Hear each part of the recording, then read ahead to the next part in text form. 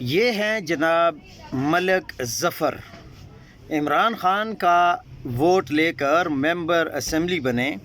عبدالقیوم نیازی کو عمران خان نے وزیر اعظم بنایا تو ان کی کابینہ میں یہ بھی وزیر بنے۔ انہوں نے اپنی پیشانی پر برائے فروخت کا بورڈ آویزاں کر رکھا ہے۔ سردار عبدالقیوم نیازی کے خلاف تحریک عدم اعتماد لائی گئی۔ جناب سردار تنویر الیاس کی گود میں جا بیٹھے۔ تنویر الیاس کو ہٹایا گیا تو بوٹ کے تسموں کے ساتھ چمٹ کر اسے کلاوہ مار لیا، اور انوار الحق المعروف جعلی بقرات عصر کے ساتھ مل گئے۔ انوار الحق کی کرسی ہل رہی ہے اور جناب ایک اور در پر جا پہنچے۔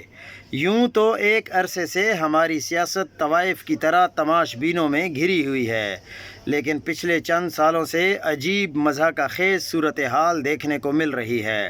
سیاست جو کسی زمانے میں پیغمبری مشن کا درجہ رکھتی تھی، وہ رفتہ رفتہ اس موڑ پر آ گئی ہے کہ مسخرے اس میدان کے شہسوار ٹھہر رہے ہیں۔ سیاست سوچ بچار کا نام تھا، اب محض مار دھاڑ ہو کر رہ گئی ہے۔ سیاست نظریہ و کردار کا نام تھا، اب فقط اکھاڑ پھچھاڑ ہے۔ سیاست اصولوں کا پیشہ تھا، اب الفضولوں کا پیشہ بن چکا ہے۔ سیاست علم کی ایک شاخ تھی، اب ماتھے کا داغ بن گئی ہے۔ سیاست ایک فلسفہ تھا، اب ایک لطیفے کی طرح پر آ گئی ہے۔